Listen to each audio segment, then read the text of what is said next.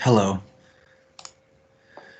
This is my presentation on SUNY Oneonta College Camp. Introduction. In the summer of 1952, the Faculty Student Association purchased 63 acres of farmland about 4 miles north from the college. Plans for developing the land into an area for conservation, recreation, and education. The college camp area was seen to be more desirable than a tiny country club. They actually released like surveys and volunteer information to know what people wanted. This photo was taken during the first tour of the land. This map was made during the first tour of the land. These buildings right here, also those buildings. This photo is from the 1960s after the lake has been built, and you could see the buildings in the back there. For my research questions, or for my methods, due to the limited information on the location, the majority of it was gathered through SUNY Oneonta's library archive. Historical aerial photos are from Paul Bauman. I personally took hikes along the trails for in-person experiences and researched old newspaper articles, study reports, and stuff.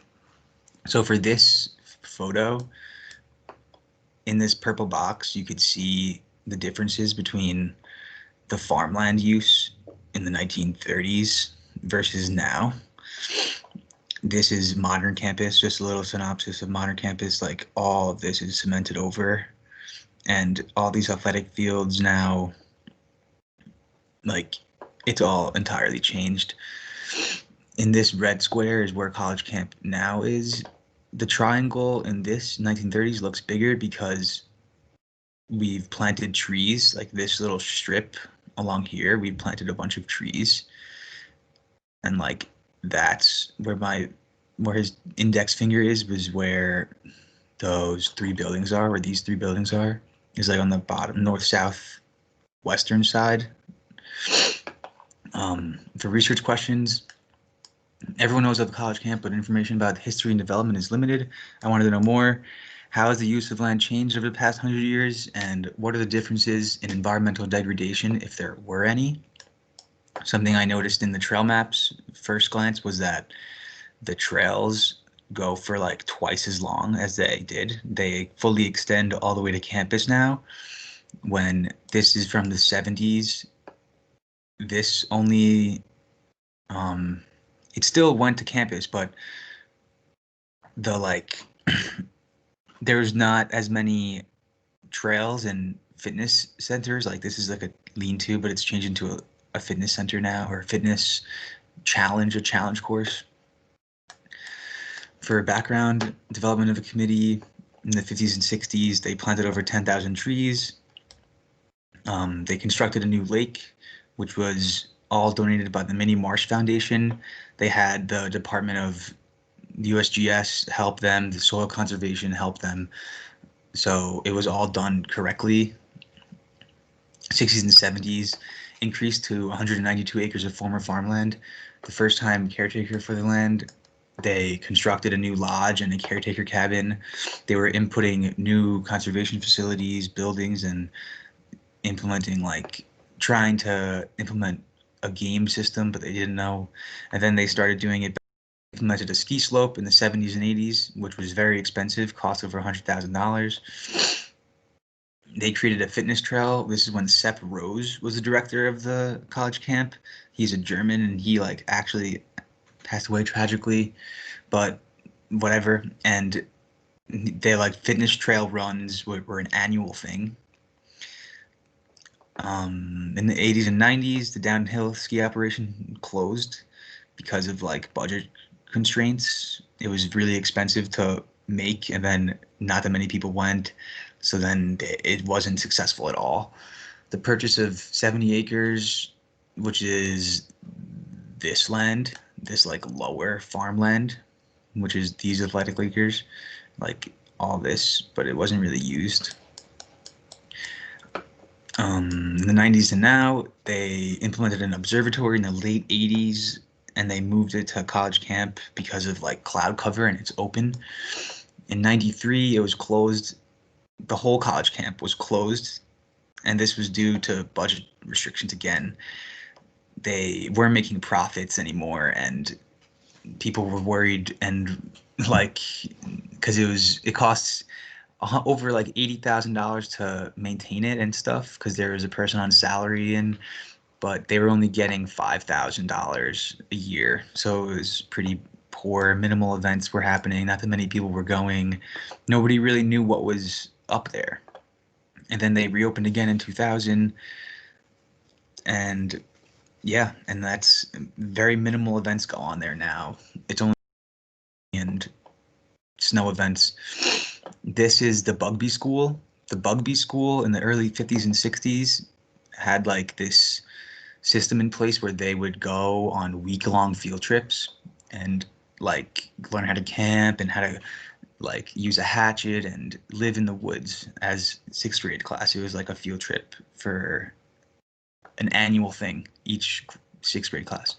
This is a skating party by 1960 also, from like many students from Colgate, RPI, Hartwick. This building is a proposed lodge. This is what they wanted the lodge to look like, or thought like it would look cool and be successful, but it didn't turn out to look like this, and it looks like this now. I have a few other pictures I could show you in a little, but yeah, some of my results are the implementation of ski slopes at college camp, whereas that it was really expensive, relatively underused, and dependent on weather. This led to a decline in profits, causing college camp to close. During this time, when it was closed in 1999, a tornado had came through the landscape and had knocked down some large trees, and they had to like spend more money to clean that up when they reopened. These are some pictures I took, this one and this one. This is tornado damage I found. This photo is the lake during fall in like October, and this green circle is this picture. It is a bunch of refuse I found along the purple trail. This green circle right here along this purple trail. I'll go in more depth, but yeah, it's a bunch of refuse and stuff, and it wasn't very good, and they should have cleaned it up. I spoke to Snapper about it, but it was okay.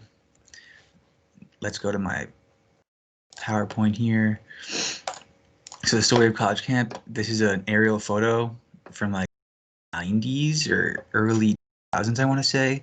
There really wasn't that much information on it. It just said early 90s, but, or like something like that. Recent, it said recent. College camp, it provides students, faculty, townspeople, yada, yada, yada. The college camp, these are some the differences of how it's changed a lot. Like now there's all this growth and trail maps, and but before it was just a little strip of trees and a whole bunch of farmland alongside of it, putting like pressures on these. Like no real wildlife wanted to live here. It's very fragmented here. Some of the research questions I followed were, how has the land use changed over the past 100 years? If there are any differences between their effects on the environment, what are they? So this purple trail, remember that's where it is, next to this road, and right there, that's where the building, whatever. This currently contains about 270 acres of land dedicated to wildlife conservation, recreation, education, and more. There's all types of different properties there for certain amenities. Background: the Faculty Student Association purchased 63 acres of farmland. We spoke about this. This is an amphitheater project.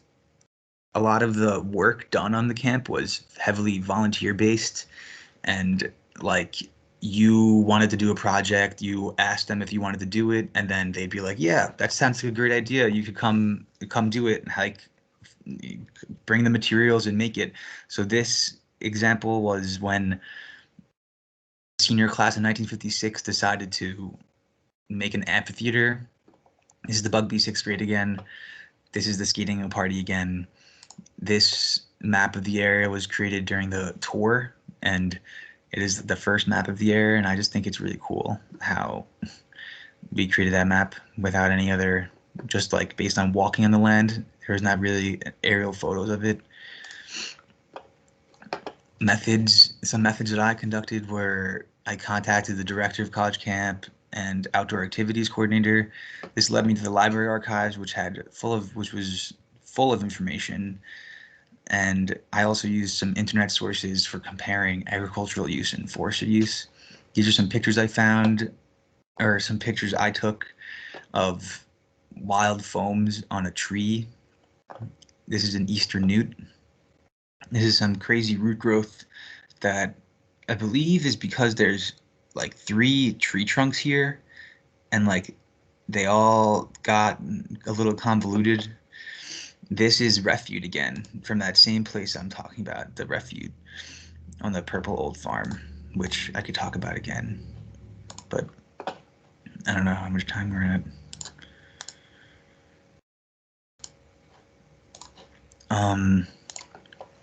The conclusion: the land use of College Camp has changed a lot, definitely from agricultural land use to forest land. You could tell just within this photo that it's all heavily new forest. There's lots of new forest. There's a new lake there. If you look there, this is all dry, relatively dry and used up farmland, but like now it's all new, relatively old growth trees. They're getting there. They're like probably 40 years old already. Due to the immense agricultural growth on a global scale, most land is for production of food. However, the development of College Camp has plenty of terrestrial biodiversity there, and they're all in their natural habitat. If agriculture were still here like it was in the 30s, there would not be as many deer we see in College Camp and chipmunks, and they would all be super restricted, and they wouldn't want to live here because it's just pressured between 2 farms. Dairy farms depend on wow, depend on following strict practices, policies to curb environmental effects while they worry about profits. So in this sense, there's not that many practices and policies you have to follow that are hard or like confusing because it's just a wildlife recreation. You just let it do its thing.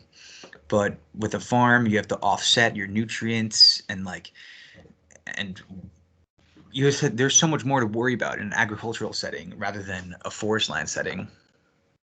So that's something that the forest land took away. It took away dependency on, like, for wildlife to thrive, it wasn't dependent on policy. So that's great. And yeah, that's pretty much it.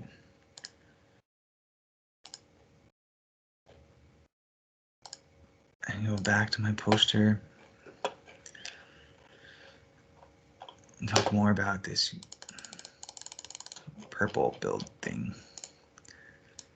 So this green circle shows where this refuge is found. I found it. It's next to this farm. It's just old refuge that's just along the trail, and I thought it was pretty interesting because I contacted Peter Snapper about it, and he told me that yeah, it's just old refuge, and that it looks unappealing, but that's what used to be done. And like that's probably what all these farms did at the end of their farmland. They just threw all their unwanted unvaluables at the bottom, and like now there's like a bunch of glass bottles, like mason jars, and they all had mosses growing out of them. There's like old oil containers and all this refuge that like if we really if we really searched the land, we'd probably find a lot more of these areas. But yeah, it's interesting. That's it.